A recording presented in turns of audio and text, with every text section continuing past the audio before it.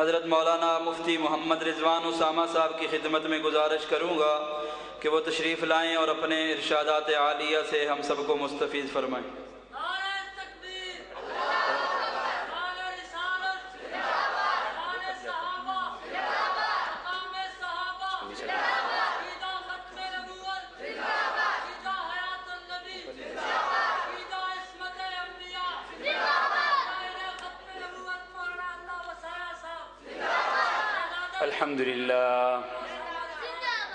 الحمد للہ وکفا والصلاة والسلام علی سید الرسل وخاتم الانبیاء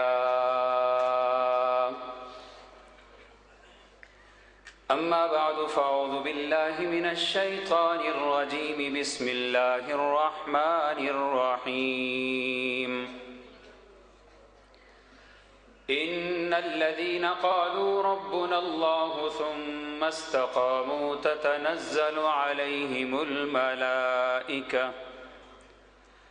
ألا تخافوا ولا تحزنوا وأبشروا بالجنة التي كنتم توعدون وقال الله تبارك وتعالى في مقام آخر ألا إن أولياء الله لا خوف عليهم ولا هم يحزنون وقال الله تبارك وتعالى في موضع آخر يا أيها الذين آمنوا اتقوا الله وقولوا قولا سديدا آمنت بالله صدق الله العظيم وصدق رسوله النبي الكريم ونحن على ذلك لمن الشاهدين والشاكرين والحمد لله رب العالمين يا رب صل وسلم دائما أبدا على حبيبك خير الخلق كلهم خاک طیبہ کے مسافر کی دعا یاد آئی، خاک طیبہ کے مسافر کی دعا یاد آئی، غائب از چشم قاضی مظہر کی ادا یاد آئی، شوق پھر لے کے چلا کوچہ قاتل کی طرف، شوق پھر لے کے چلا کوچہ قاتل کی طرف، پھر کوئی بات بعنوان قضا یاد آئی، اور جب کبھی ان کے تکلم کا تصور باندھا، اور جب کبھی ان کے تکلم کا تصور باندھا، قرن اول کے خطیبوں کی ادا یاد آئی، شورش اس کشمکش دہر کے ویرانے میں، شورش اس کشمکش دہر کے ویرانے میں، ایک محبوب قلندر کی ادا یاد آئی۔ حضرات محترم، خدام اہل سنت والجماعت کے زیر اہتمام عظیم الشان سالانہ سنی کانفرنس اپنے عروج پر ہے۔ عموماً ہمارے خدام کے مرکز کا مزاج یہ ہے کہ گفتگو سے قبل آنے والے مقررین کو ان کے عنوانات بتلائے جاتے ہیں، آگاہ کیا جاتا ہے۔ آج جب میں نے اپنے ناظم صاحب سے پوچھا کہ مجھے کس عنوان پہ بات کرنی ہے تو وہ فرمانے لگے امیر محترم فرما رہے ہیں کہ جو دوست آتے رہیں انہیں بتلانے کی ضرورت نہیں، وہ اپنے ہیں، جو کہیں گے دل کی کہیں گے۔ تو میں نے انہیں کہا کہ بڑوں کا یہی ذوق نظر اور دور اندیشی ہوا کرتی ہے کہ وہ بات پڑھ لیتے ہیں، اس لیے میں گھر سے ارادہ کر کے چلا تھا کہ بھی میں ہونے والی اس کانفرنس میں دین کے سارے عنوانات پہ علماء گفتگو کرتے ہیں۔ مسلک اہل سنت کے کاز، مشن، سوچ، فکر کو اپنے اپنے طرز خطابت، طرز گفتگو اور انداز میں اجاگر کیا جاتا ہے، لیکن میں چاہتا ہوں کہ اس عظیم المرتبت ہستی کا تذکرہ بھی کسی ایک آدمی کی گفتگو کا اعزاز ہونا چاہیے جس کی 93 سالہ زندگی کی محنتوں کا یہ ثمرہ ہے۔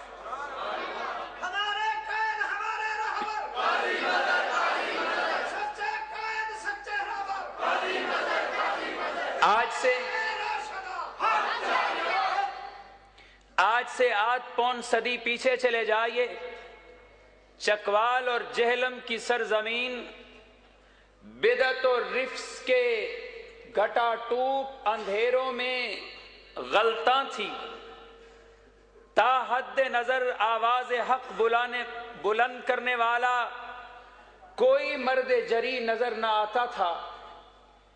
اسی قصبہ بھی کی ایک شخصیت حضرت قاضی کرم الدین دبیر رحمہ اللہ کے لگائے ہوئے زخموں اور ان کے بنائے ہوئے چرکوں اور رشتے ہوئے زخموں کو قادیانی آج تک چاٹ رہے ہیں، لیکن اس قاضی کرم الدین دبیر رحمت اللہ علیہ نے جو اپنی ذات میں ایک انجمن تھے، جاتے ہوئے اپنے علاقے کے لوگوں کو ایک ایسا قابل فخر ستارہ نہیں، قائد نہیں، رہنما نہیں، کارواں دیا ہے۔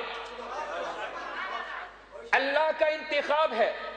میں اپنے ذوق، جذبات اور اپنے ایمان کی کہتا ہوں، عرش والے کا انتخاب وہ کشمیر کی دھرتی سے انور شاہ کو منتخب کرے، اللہ کا انتخاب وہ گجرانوالہ کی دھرتی سے مولانا سرفراز خان صفدر کا انتخاب کرے، اللہ کا فیصلہ وہ میوات کی دھرتی سے مولانا محمد الیاس دہلوی کا انتخاب کرے، اللہ کا فیصلہ وہ دہلی سے شاہ ولی اللہ شاہ عبدالعزیز محدث دہلوی کا انتخاب کرے، رب کا فیصلہ وہ نانوتا کی سرزمین سے حضرت قاسم نانوتوی کا انتخاب کرے، اللہ کا فیصلہ وہ گنگو کی دھرتی سے حضرت گنگوہی کو کاروان بنا کر کے اٹھا لے، اللہ کا فیصلہ وہ تانا بان سے اسلام کی تحریک کے لیے تصوف کا تاج حضرت تھانوی کے سر پہ سجا دے،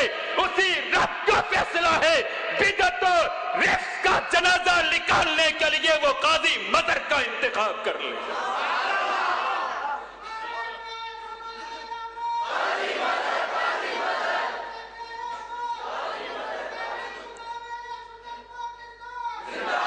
دیکھو یوں نعرے نہیں لگاؤ بھائی، بات سنیں میری۔ پیٹنے والوں کے پاس 10 دن ہوتے ہیں، وہ تمہیں چڑھانے کے لیے بھی زور زور سے ماتم کرتے ہیں، اور آپ سے اپنے قائد، رہبر اور 4 یار کا نعرہ دل سے نہیں لگتا۔ لگائیں تو جذبے سے لگائیں، بات ان کے کانوں نہیں دل میں اترنی چاہیے، پتہ ہونا چاہیے سنی زندہ ہے، ورنہ لگا دیں۔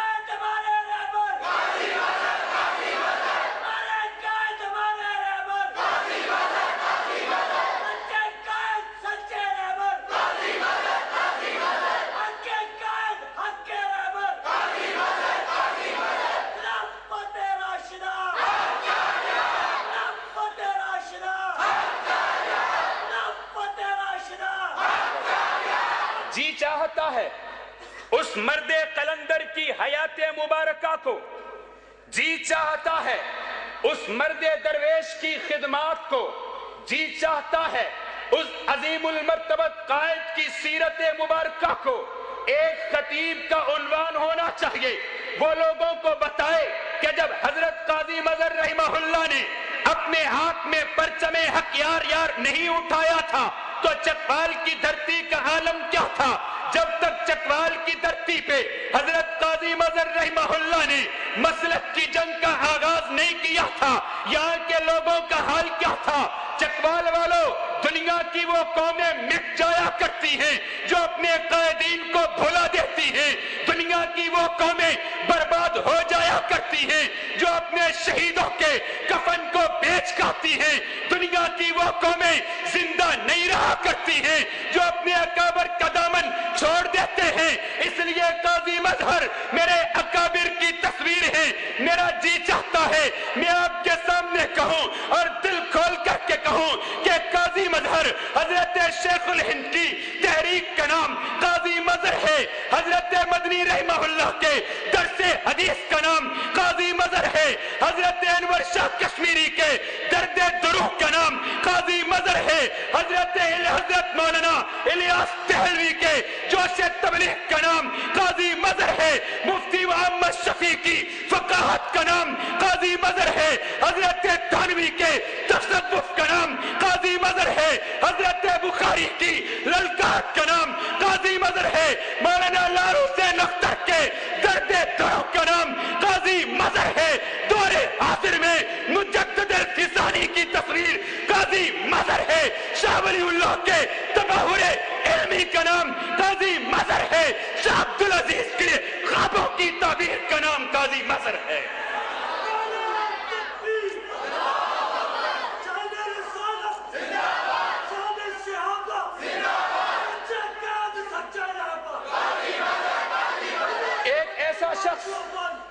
ایک ایسا شخص میں اپنے ذوق میں کہتا ہوں، ایسا شخص جو آیا تو ہر ایک کی زبان پہ یا علی مدد تھا، گیا تو سب یا اللہ مدد کہتے۔ ایک ایسا شخص جو آیا تو اس کی دھرتی کا ہر شخص یا علی مدد کہتا تھا، گیا تو ہر ایک کی زبان پہ یا اللہ مدد ہے، اس کے گرد و پیش والے یا رسول اللہ کہتے تھے، وہ محمد الرسول اللہ سکھا کر کے گیا ہے، اس کے گرد و پیش والے نعرہ حیدری لگاتے تھے، وہ خلافت راستہ سکھا کر کے گیا ہے، درس توحید دے کر کے گیا ہے، ایسا کر گیا، ایسا کر گیا، ایسا کر گیا، بچے کو باپ دادا کی نسل پرست یاد نہیں ہے، بچوں کو بھی چار یار کا نعرہ یاد۔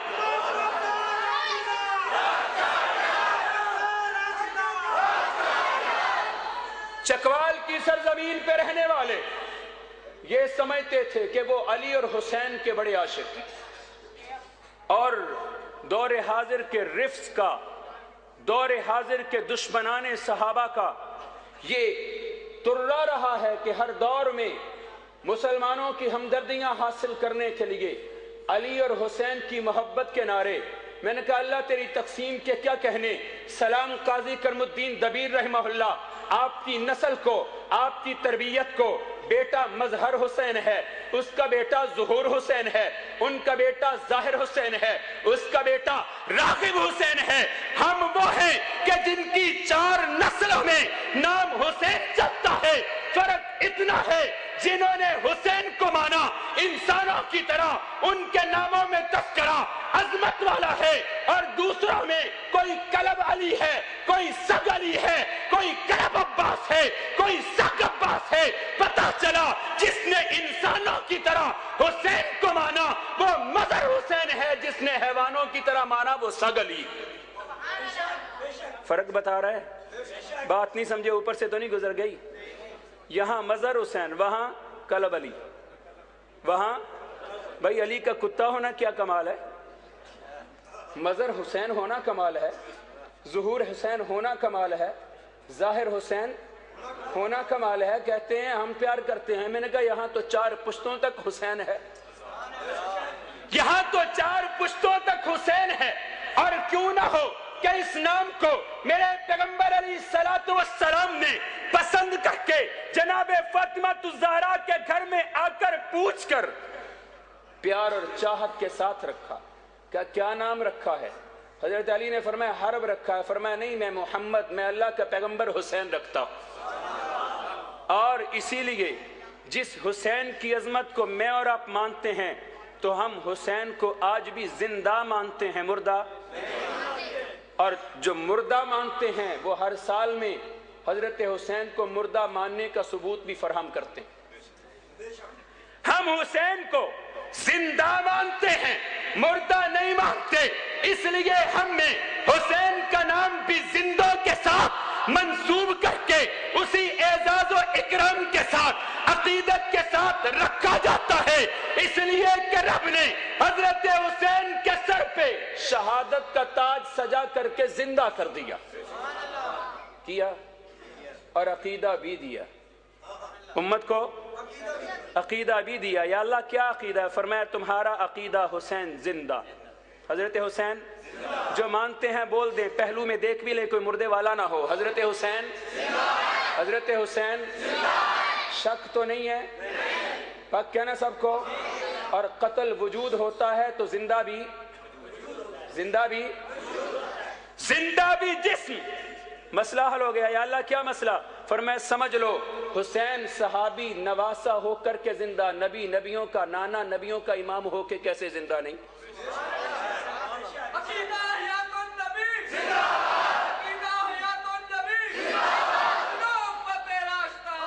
حضرت حسین نواسے ہو کر کے شہادت کا تاج پہن کر کے، حضرت حسین نواسے ہو کر کے صحابیت کا تاج پہن کر کے، حضرت حسین نواسے ہو کر کے تلمس کا شرف حاصل کر کے اگر زندہ ہیں تو نانا نبی نہیں ہے، نبیوں کا امام ہے، نبیوں کا امام نہیں ہے، محبوب رب العالمین ہے، محبوب رب العالمین نہیں ہے، وجہ وجود کائنات ہے جس کے وجود کی برکت سے عرش قائم ہے، لا قائم ہے، کرسی قائم ہے، سانسوں کی ڈوری چلتی ہے، شمس و قمر کو طلوع و غروب کی سحر اور غروب ملتا ہے، جس کے وجود سے کائنات وجود میں آئی، وہ محمد بھی زندہ ہے زندہ ہے عقیدہ، ایسا عقیدہ، ایسا عقیدہ۔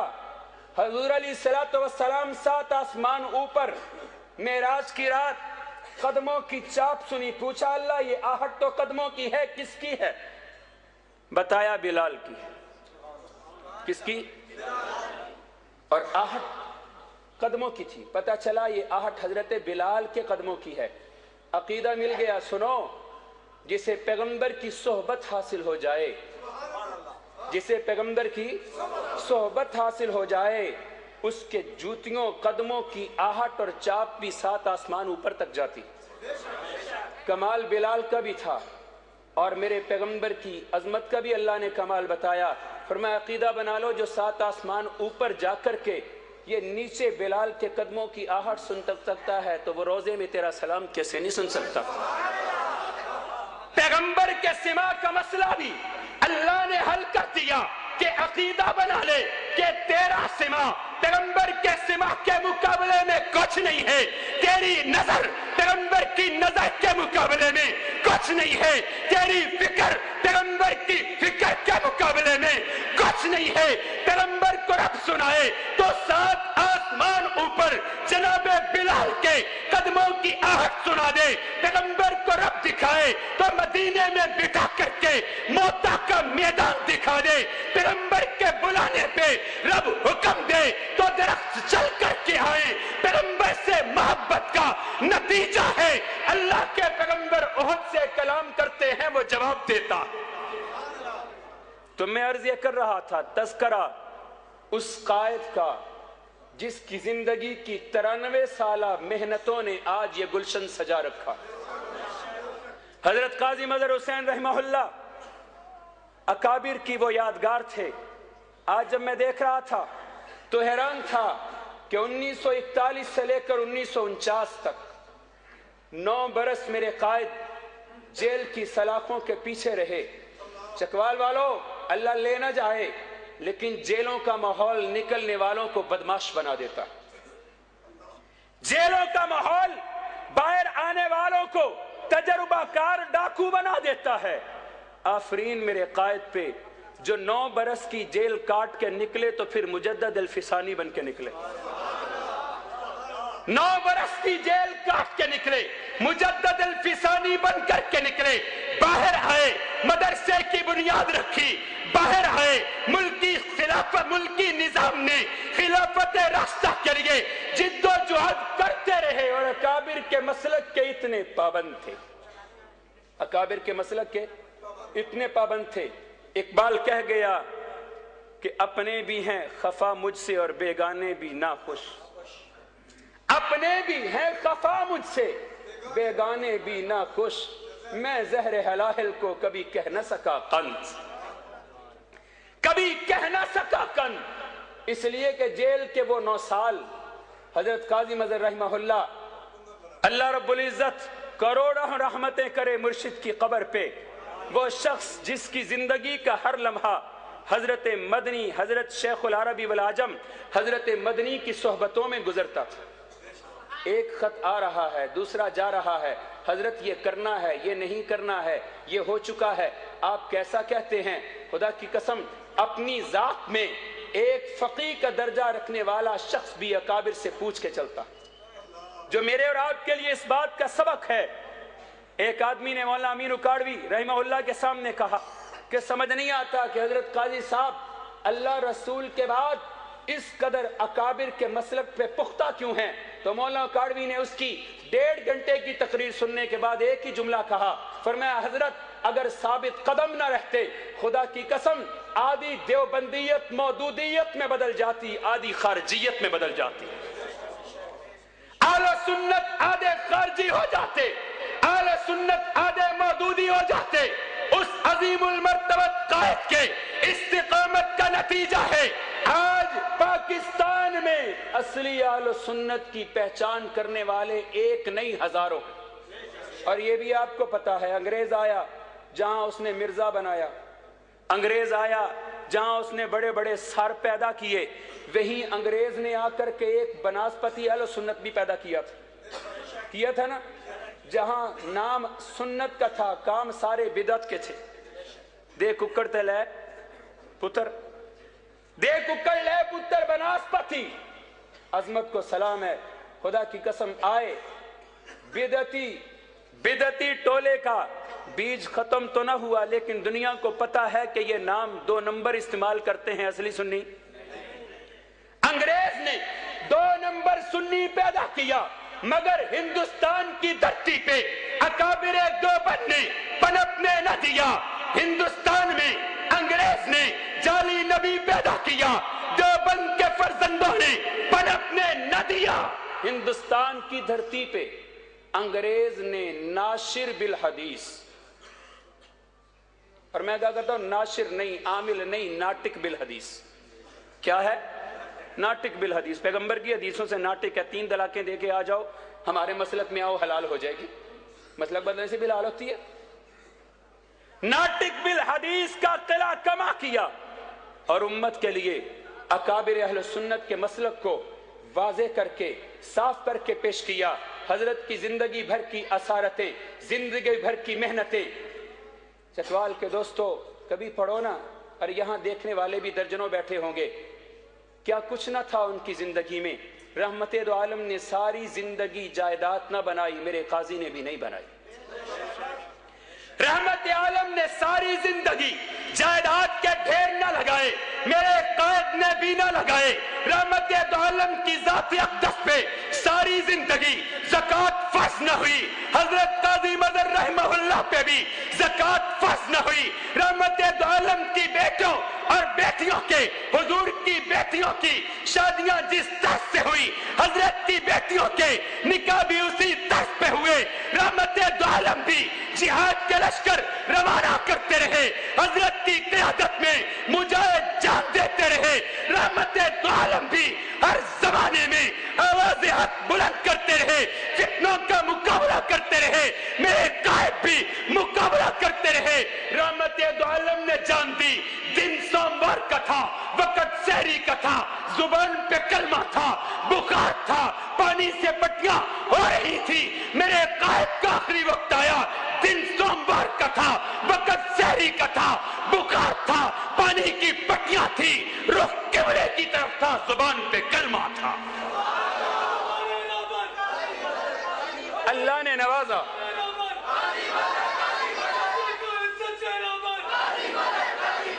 اللہ نے نوازا،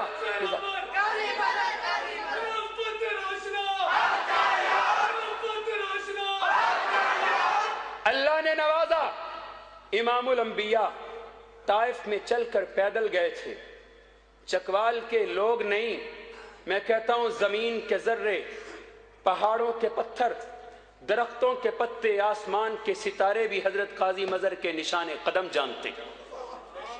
یہاں ایک نہیں درجنوں بیٹھے ہوں گے جو یہ کہے گا کہ مرشد 50 برس پہلے یہاں پیدل چل کے آئے تھے، سننے والے 2 تھے، جب گئے تو خدا کی قسم ہزاروں کا مجمع تھا. میرے پیغمبر چل کر کے طائف گئے، میرے مرشد بھی چل کر کے چکوال کے گلی کوچوں میں رب کی توحید اور پیغمبر کی رسالت کا ڈنکا بجاتے رہے. میرے پیغمبر اونٹوں پہ گئے، میرے قائد بھی اونٹوں پہ گئے. میرے پیغمبر رحمت دو عالم نے سر ہتھیلی پہ رکھ کر کے اپنے دور کے باطل کا مقابلہ کیا. میرے مرشد نے بھی 84 سال کی عمر میں جیل کاٹ کر کے جناب بلال و یوسف کی سنت زندہ کی یا نہیں کی؟ نا شریفوں کی گورنمنٹ تھی. کن کی تھی؟ جن کو یاد ہے تو پتا ہوگا شریفوں کو کیوں کہیں نا شریفوں کی. نا شریفوں کی گورنمنٹ تھی. حضرت کی عمر 84 برس تھی، لیکن تب بھی طوق و سلاسل کو، زنجیر کو، ہتھ کڑی کو، بیڑی کو مسکرا کے چوما، خوش آمدید کہا. یہ وہ جگہ ہے جہاں بڑے بڑے پہاڑی وجود والوں کا پتا پانی ہو جاتا. یہاں بڑے بڑے لوگوں کا پتا پانی ہو جاتا ہے. لیکن آفرین قائد آپ کی استقامت پر، آفرین آپ کے عزم پر. 1953 میں تحریک ختم نبوت چلی، ملک بھر سے اکابر گرفتار ہوئے. اور یہ تاریخی بات ہے کہ جہلم کی ایک عظیم الشان اور شورا آفاق تقریر کے نتیجے میں ختم نبوت کی تحریک کے لیے حضرت قاضی مظہر رحمہ اللہ بھی گرفتار ہوئے. 1954 میں جتنے لوگ بھی رہا ہوئے ختم نبوت کے اسیروں میں آخری رہا ہونے والے اسیر حضرت قاضی مظہر تھے. آخری رہا ہونے والے اسیر حضرت قاضی مظہر رحمہ اللہ تھے، جن کی زندگی کا حاصل اللہ کا قرآن تھا، پیغمبر کی سنت تھی، صحابہ کا پیار تھا، نظام خلافت راستہ کا درد تھا، امہات المومنین اور اہل بیت رسول کا منقب و عظمت بیان کرنی تھی، اہل سنت والجماعت کے مسلک کا تحفظ تھا. میرے پیغمبر کو بھی پتھریلی خشک بارانی زمین ملی، میرے قائد کو بھی چکوال اور زہلمند کی خشک پتھریلی بارانی زمین ملی تھی. یہاں بھی لوگ کسی زمانے میں پتھر جیسے تھے. مرشد نے اپنے وجود کا عرق نکال کر کے ان کو ایسا کر دیا ہے کہ اب جان جاتی ہے جائے، گردن کٹتی ہے کٹ جائے، زبان پہ حیدری کا نہیں حق چار یار کا نعرہ رہتا ہے.